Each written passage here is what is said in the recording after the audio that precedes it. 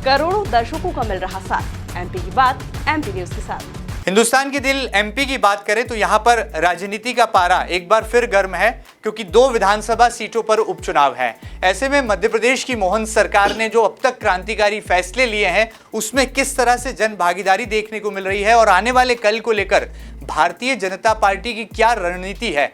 मध्य प्रदेश की मोहन सरकार के खाद्य एवं नागरिक आपूर्ति मंत्री श्री गोविंद सिंह राजपूत आज हमारे साथ एमपी न्यूज के इस खास सेगमेंट में मौजूद हैं। आइए उनके दिल की बात भी जानते हैं, सियासत की बात को भी जानने समझने की कोशिश करते हैं और ये भी देखते हैं कि जनता के हित में आने वाले कल में एमपी की भाजपा सरकार क्या बड़े क्रांतिकारी कदम उठाने जा रही है। सबसे पहले मंत्री जी, आपका बहुत बहुत स्वागत है हर बार की तरह एमपी न्यूज के स्टूडियो में। सबसे पहले शुरुआत करते हैं, हम देख रहे हैं कि लगातार उपचुनाव हैं मध्य प्रदेश में। बुधनी और विजयपुर की जंग चल रही है। भारतीय जनता पार्टी ने पूरी ताकत झोंक रखी है और कांग्रेस पार्टी जो कि हाशिए पर है, अपनी कमबैक की उम्मीदें लगाए बैठी है। क्या लगता है आपको सरकार में मंत्री होने के नाते भारतीय जनता पार्टी के चुनाव प्रचार के रफ्तार को देखकर आने वाले कल में क्या ये उपचुनाव की दोनों सीटें भारतीय जनता पार्टी का कमल खिलाने जा रही है? देखिए, मैं तो जहाँ तक देख रहा हूँ, सोच रहा हूँ कि 100% भारतीय जनता पार्टी दोनों विधानसभा के चुनाव जीतेगी। कारण भारतीय जनता पार्टी पर लोगों को विश्वास है जी। भारतीय जनता पार्टी की सरकार के विकास कार्य लोग देख रहे हैं जी। डॉक्टर मोहन यादव की सरकार रात और दिन आम जनता की भलाई के लिए काम कर रही है। प्रधानमंत्री नरेंद्र मोदी जी की नीतियों पर लोगों को विश्वास है जी। इस कारण से कांग्रेस अभी जीत की संभावनाएं दूर दूर तक सोचे ही नहीं। भारतीय जनता पार्टी दोनों चुनाव बहुमत से जीत रही है। बिल्कुल, तो चलिए ये तो हुई उपचुनाव की बात। अब आगे बढ़ते हैं। मध्य प्रदेश में अगर हम बात करें, जो बड़ा विभाग है, बड़ा मंत्रालय है जिसकी जिम्मेदारी आपके कंधों पर है, नागरिक आपूर्ति एवं खाद्य विभाग। मध्य प्रदेश में हम देखते हैं कि जब भी त्योहारी मौसम आता है तो खाद्य उत्पादों की गुणवत्ता को लेकर एक सवाल खड़े होते हैं। क्या आपको लगता है कि एमपी में एक ऐसे ठोस कानून की दरकार है ताकि ये जो मिलावटखोर हैं इनको सही इनकी जगह यानी कि शिकंजे में इनको ले लिया जाए और इनको कानून की सलाखों के पीछे डाल दिया जाए? क्या आपका मंत्रालय एक बड़ा कदम उठाने जा रहा है? बिल्कुल सही प्रश्न आपने पूछा और मेरे मन की बात आपने पूछी जी। खाद्य विभाग, नागरिक आपूर्ति विभाग, उपभोक्ता विभाग, ये आम जनता से जुड़ा हुआ विभाग है। बिल्कुल बिल्कुल। जहाँ तक मिलावट की बात आपने करी है तो मैं मिलावट के खिलाफ शुरू से ही रहा हूँ जी जी जी। जब मैं विपक्ष में बैठता था तब भी मैं एक प्रस्ताव लाया था कि मिलावट करने वालों को क्यों ना फांसी की सजा दी जाए। बिल्कुल ठीक बात। और उस समय विधानसभा में बहुत आग्रह की बात, फिर ये मुझे वापस लेना पड़ा था कि फांसी नहीं, कम से कम 20 साल की सजा ऐसे कर दिया जाए जी। मैं आज भी उस पर कायम हूँ कि मिलावट करने वालों को सख्त से सख्त सजा का प्रावधान हो रहा है जी। हम लोगों ने कानून बनाया है। तो मैंने इस बार त्योहार में पूरे प्रदेश में जी कड़ाई से पालन किया। कई जगह जांचें हुई, कई जगह लोगों पर केस बने हैं जी। तो आज भी मैं कहता हूं कि जो मिलावट करेगा उस पर सख्त से सख्त कार्रवाई की जाएगी। बिल्कुल, हम देखते हैं स्लो पॉइजन, धीमा जहर जनता को देने वालों को भगवान ही माफ करने वाला नहीं है। बिल्कुल ठीक बात है। ये जनता का सवाल भी है क्योंकि हम देख रहे हैं कि आजकल जो तरह तरह की गंभीर बीमारियां हो रही हैं उसके पीछे बड़ा कारण है मिलावट। मावे में मिलावट है, मिठाइयों में, दूध उत्पादों में मिलावट है। अगर हम दीपावली के पहले की बात करें तो ग्वालियर में करोड़ों रुपए का मिलावटी मावा पकड़ाया है। मिलावटी घी की कई मामले सामने आते हैं। आपको लगता है आने वाले समय में आपका विभाग एक बड़ा अभियान भी छेड़ेगा ताकि ऐसे मिलावटखोरों को बेनकाब भी किया जा सके? बिल्कुल छेड़ेंगे और माननीय मुख्यमंत्री मोहन यादव जी का भी निर्देश है जी कि ऐसे लोगों को बिल्कुल बख्शा नहीं जाना चाहिए, चाहे वो कहीं से किसी भी स्तर पर जुड़े हुए लोग क्यों ना हो। बिल्कुल ठीक बात है। हम ये उम्मीद कर सकते हैं कि आने वाले कल में एक बड़ा शंखनाद आपकी सरकार करने जा रही है। बिल्कुल। आगे बढ़ते हैं। हम देख रहे हैं कि मध्य प्रदेश में नए मुख्यमंत्री डॉक्टर मोहन यादव लगातार अपने नित नए कदम बढ़ा रहे हैं, क्रांतिकारी कदम उठा रहे हैं और आपकी और उनकी जो पॉलिटिकल केमिस्ट्री है वो बड़ी पुरानी रही है। सियासी दोस्ताना आपका हमको दिखाई देता है। कैबिनेट के निर्णयों में भी जो है आपकी लगातार उनकी हर बात पर सहमति, और इसके अलावा भी इतर जब हम सागर में मुख्यमंत्री जी का प्रेम देखते हैं, खासतौर पर जब रीजनल इंडस्ट्री कॉन्क्लेव होती है तो हम देखते हैं कि वहाँ पर गोविंद भैया की जो है एक लहर दिखाई देती है, आपकी मेहनत दिखाई देती है। उद्योगपतियों के लिए जो रेड कारपेट आपकी सरकार ने बिछाया था उसका सही क्रियान्वयन होता है, तो इसका कितना फायदा प्रदेश को मिल रहा है? देखिए, डॉक्टर मोहन यादव जी की सोच जी बहुत जमीनी स्तर की सोच है जी। इन्वेस्टर मीट पहले भी हुई है और उसके अच्छे परिणाम भी सामने आए। जी जी जी। पर मोहन यादव जी का सोचना है कि हम क्यों ना जमीन स्तर पर, संभाग स्तर पर इस प्रकार की मीट का आयोजन करें जी कि उद्योगपति, बड़े उद्योगपति तो आते ही हैं, बड़े उद्योगपतियों ने इन्वेस्ट किया भी है हमारे प्रदेश में, लेकिन क्यों ना हम छोटे उद्योगपतियों को भी जगह दें। बिल्कुल। आज हम देखते हैं, चाहे रीवा हुआ हो, चाहे सागर हुआ हो, चाहे हम नर्मदापुरम सीएम जा रहे हैं, बिल्कुल, मैं देखता हूं कि छोटे उद्योगपति भी बड़े सपने लेकर आते हैं और उद्योग लगाने की बात करते हैं और उनको पूरा संरक्षण मध्य प्रदेश की सरकार दे रही है। तो हमारे बड़े उद्योग, छोटे उद्योग, कुटीर उद्योग, सबके लिए बढ़ावा मिलेगा। तो ये मध्य प्रदेश के लिए आगामी समय में बहुत बड़ा, मैं समझता हूँ बहुत बड़ा उपयोगी साबित होगा। बिल्कुल, इसको माना जा सकता है कि एमपी का जो दिल है ये अब आर्थिक तरक्की की राह पर आ गया है, एक नई उड़ान भरेगा आर्थिक तौर पर। बिल्कुल बिल्कुल, हर क्षेत्र में। जी जी जी। चलिए आगे बढ़ते हैं मंत्री जी, क्या लगता है इन दिनों एक बड़ा नारा चल रहा है, हालांकि इसकी शुरुआत उत्तर प्रदेश के मुख्यमंत्री योगी आदित्यनाथ ने की थी और अब ये देश में हर बड़े राजनेता की जुबान पर है कि बटेंगे तो कटेंगे, और इसको लेकर सियासत भी बहुत तेज है। आपको लगता है कि देश में ऐसे हालात हैं कि अब हिंदू एकता की बात या जो बड़े बड़े मंचों से संत कर रहे हैं उसमें क्या सार्थकता, क्या सच्चाई आपको दिखाई देती है? देखिए, सच्चाई तो इसमें है जी, और अगर ये बात उत्तर प्रदेश के मुख्यमंत्री जी ने रखी है तो मैं समझता हूँ सोच समझ के रखी होगी। और उत्तर प्रदेश और देश क्या, ये बात तो अमेरिका के राष्ट्रपति ट्रंप ने भी कही है जी कि बटोगे तो कटोगे। तो ये दूरदृष्टि सोच है जी, और इस पर हम सबके लिए अमल करना चाहिए, सोचना चाहिए, विचारना चाहिए।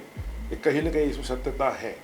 तो हिंदू आने वाले समय में आपको लगता है देश का केंद्र बिंदु हो जाएगा? क्योंकि हम मुख्यमंत्री डॉक्टर मोहन यादव का कल का बयान देखें तो उन्होंने कहा है कि हिंदुओं को कोई छेड़ेगा तो हम छोड़ेंगे नहीं। ये मैं समझता हूँ बिल्कुल सच है। इस देश में हिंदुत्व की लहर चलना चाहिए, मैं इसके पक्ष में। लेकिन कांग्रेस इसको कह रही है कि आप बंटवारे की राजनीति कर रहे हैं, आप सांप्रदायिक एकता को ठेस पहुंचा रहे हैं। उनकी बातों में आपको कोई सच्चाई, कोई दम दिखाई देता है क्या? देखिए, कांग्रेस ने हमेशा बांटने का काम किया है। आज जो आरोप वो भाजपा पे लगाते हैं, ये कांग्रेस का स्वरूप, कांग्रेस के देखने के दांत अलग है और खाने के दांत अलग है। बिल्कुल, ये दिखावा करने वाली पार्टी रही है। मैंने बहुत चीजें नजदीक से देखी और सुनी है। भारतीय जनता पार्टी सबका साथ, सबका विकास, सबका विश्वास में व्यक्त करती है, विश्वास रखती है। तो इस प्रकार की सोच उनकी जो है ना, मैं समझता हूँ सही नहीं। अच्छा, एक देश के बड़े नामचीन युवा संत हैं जिन्होंने पूरे देश ही नहीं पूरे विश्व में क्रांति ला दी और हिंदू राष्ट्र का सपना भी उन्होंने संजोया है, और आप उनके बड़े परम जो हैं भक्त कहे जाते हैं, बागेश्वर धाम वाले महाराज पंडित धीरेन्द्र कृष्ण शास्त्री जी की मैं बात कर रहा हूँ। उन्होंने पिछले दिनों बयान दिया है कि महाकुंभ में हमें गैर हिंदुओं के प्रवेश पर पाबंदी लगा देना चाहिए, लेकिन नो एंट्री गैर हिंदुओं के लिए होना चाहिए।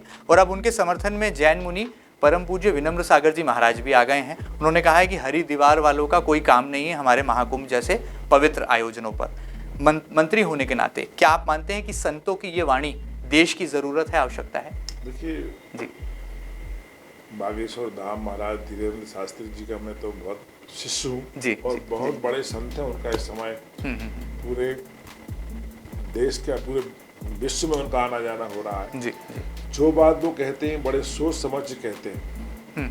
अब हमको लगता है कि वो जाने अनजाने कुछ भी कह जाते हैं, उनके हर कहने में अर्थ होता है। बिल्कुल।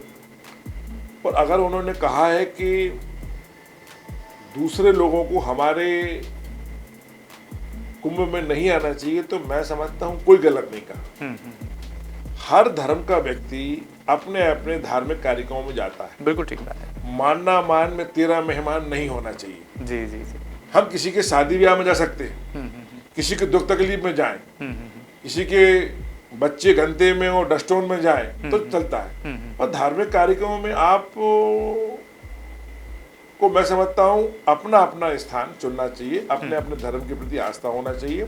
ये मेरा व्यक्तिगत सोचना है। बिल्कुल ठीक बात। तो चलिए कहा जा सकता है कि एक तरह से आप संतों को समर्थन भी दे रहे हैं, क्योंकि संतों की वाणी को सत्यवाणी भी कहा गया है शास्त्रार्थ। संतों की वाणी है, भगवान की वाणी होती है। जी जी, चलिए बहुत बड़ी बात है। एक सवाल युवाओं की तरफ से आ रहा है। एमपी के युवा ये जानना चाहते हैं कि आपके सुपुत्र हैं, पहले टीवी स्टार हुए, फिल्म स्टार हुए, फिर उन्होंने म्यूजिक एल्बम भी लॉन्च किया, आकाश सिंह राजपूत। उनकी लहर भी सुर्खी में दिखाई देती है। राहतगढ़ की कोई समस्या होती है तो आकाश जी पहुंच जाते हैं। सुर्खी में जहां जनता के बीच में जाकर के दर्द पर मरहम लगाने की बारी होती है तो आकाश जी पहुंच जाते हैं। तो अपने सुपुत्र को जो आपने सियासी संस्कार दिए हैं, क्या लगता है उनका अगला लक्ष्य क्या राजनीति और जनसेवा ही होगा? देखिए, आकाश का शुरू से ही मैंने देखा कि उसका जी रुझान एक्टिंग की तरफ भी रहता था, बिल्कुल, और उसका रुझान जनसेवा में भी रहा। जी जी जी, शौक उसने पूरा किया। आज भी वो शौक को हम मना नहीं करते, लेकिन उसने अपने आप को बहुत ढाला। जी जी जी, वो मुंबई की चमक दमक को स्वयं छोड़ के आया है। मुंबई वाले उसको आज ही बुला रहे हैं। जी, मतलब माया नगरी खींच रही है उनको। फिल्मों का ऑफर उसको आज भी है। ओके, कई डायरेक्टर, कई टीवी स्टार को उसको फोन आते हैं, लेकिन वो कहता है नहीं, अब मैंने अपना रास्ता बदल दिया है, अब मैं जनसेवा करूंगा। और जनसेवा के साथ उसका रुझान सामाजिक गतिविधियों पर भी है। वो स्वास्थ्य शिविर लगवाने की बात करता है। आज अभी वो पूरे विधानसभा में स्कूलों में स्मार्ट क्लास लगाने में उसकी रुचि है। बिल्कुल, तो अच्छा है, इस लाइन में मैं समझता हूँ अगर उनकी रुचि है तो हम समर्थन करेंगे, और अच्छे काम करेंगे तो जनता का समर्थन मिलेगा। मतलब आने वाले कल में आपके पद चिन्हों पर चलते नजर आएंगे आकाश जी? अब पद चिन्हों पर चलें ये तो उनके ऊपर है, और ईश्वर के ऊपर और जनता के ऊपर है। चलिए कहा जा सकता है कि आने वाला कल जरूर युवाओं का है, और ऐसे में इस तरह से जो उभरते हुए चेहरे हैं वो जरूर आने वाले कल के एमपी की तस्वीर को उकेरेंगे, ऐसी उम्मीदें की जा सकती हैं। आगे बढ़ते हैं। सार्वजनिक वितरण प्रणाली, राशन को लेकर बहुत हल्ला होता है कि राशन में गोलमाल होता है, राशन में जो वजन होना चाहिए वैसा एक आम आदमी गरीब तक नहीं पहुंच पाता। अंत्योदय जैसी जो योजनाएं हैं कागजों पर बहुत तैरती हैं। आपका विभाग किस तरह से इस बात को सुनिश्चित कर रहा है कि जो गरीब आदमी का हक है, उसका अधिकार है, उस तक पूरे तरीके से सुनिश्चित तरीके से पहुंच सके? देखिए, मैंने आपसे पहले कहा कि हमारा विभाग आम जनता का विभाग। जी जी जी, गरीब का राशन, गरीब का हक कोई नहीं छीन सकता। जो छीनेगा उस पर कार्रवाई होगी। जी, हमने अभी एक नई योजना लॉन्च की थी, जी, राशन आपके द्वार, जिसको हमने अभी ट्राइबल एरिया में शुरू किया है। बिल्कुल बिल्कुल, वो ट्राइबल एरिया में पायलट प्रोजेक्ट के रूप में हमने को शुरू किया। राशन हम आम कंट्रोल की दुकान पर देखिए, उसको घर पहुंच। जी, ये हमारा सोचना है जी, आगे चल के मुख्यमंत्री जी से चर्चा करने के बाद ये क्यों ना पूरे प्रदेश में लागू किया जाए। बिल्कुल ठीक बात है। इसमें कालाबाजारी भी खत्म होगी, बहुत सारी परेशानी खत्म होगी, और बहुत सारी परेशानी खत्म हमने की। जैसे आप देखिए, कई शिकायत आपको सुनने में आती होंगी, जो बुजुर्ग हो जाते हैं उनके अंगूठे का थंब जो है ना, वो सही नहीं आता। ठीक बात है। तो हमने कहा है कि जिनका थंब सही नहीं आ रहा है उनको भी अनाज या राशन मिलना चाहिए। वो एक नामी व्यक्ति नियुक्त कर दें। किसी ने कहा कि हम गोविंद सिंह राजपूत हमारा राशन लेंगे, तो गोविंद सिंह राजपूत उसका राशन लेके वो बुजुर्ग के घर पहुंचाएंगे। तो बहुत सारे काम हम लोग वो कर रहे हैं जो आम जनता के हित में है, गरीबों के हित में। चलिए कहा जा सकता है ये जो नवाचार हैं जनता के हितैषी कदम के तौर पर उकेरे जाएंगे, आगे आने वाले कल में सुर्खियों का विषय भी बनेंगे। बहुत ज़्यादा समय नहीं लेंगे आपका मंत्री जी, लेकिन क्या लगता है आने वाले कल के लिए विभाग ने क्या तैयारियां की हैं? और अब कोई चुनाव दूर दूर तक मध्य प्रदेश में नजर नहीं आते, ऐसे में अब कहा जा रहा है कि अब सरकार फुल स्विंग के साथ फुल स्पीड में नजर आएगी। क्या नए आप नवाचार आपके विभाग के माध्यम से जनता को देने वाले हैं? और धान के उपार्जन जैसे जो बड़े विषय हैं जिस पर कई बार सियासत भी होती है, विपक्षी दल उंगलियां भी उठाता है, उनको क्या जवाब आप देना चाहते हैं? देखिए, अभी तो मुख्यमंत्री जी ने घोषणा की थी कि हम सोयाबीन खरीदेंगे। जी जी, ये पहली बार हो रहा है मध्य प्रदेश में। ओके, कि हम किसान का सोयाबीन सरकार खरीद रही है। जी जी, और सरकार अच्छे दाम भी दे रही है। जनता, किसान बड़ा प्रसन्न है इसको। जी जी जी, इसकी खरीदारी हम शुरू करने वाले हैं। हालांकि वो सहकारिता मार्केट कर रहा है। हमारा विभाग अब धान ही खरीद शुरू करेगा। 2 दिसंबर से हम धान खरीदेंगे जी। हमारी पूरी तैयारी है, और किसी प्रकार की विसंगति ना हो, ये हमारी पूरी कोशिश रहेगी। आखिर में जाते जाते मध्य प्रदेश की राजनीति में कांग्रेस का जो सूरत हाल है कैसा आपको दिखाई दे रहा है? क्योंकि दिग्विजय सिंह जी तो जरूर पसीना बहा रहे हैं, लेकिन कमलनाथ जी इस पॉलिटिकल पिक्चर से गायब हैं।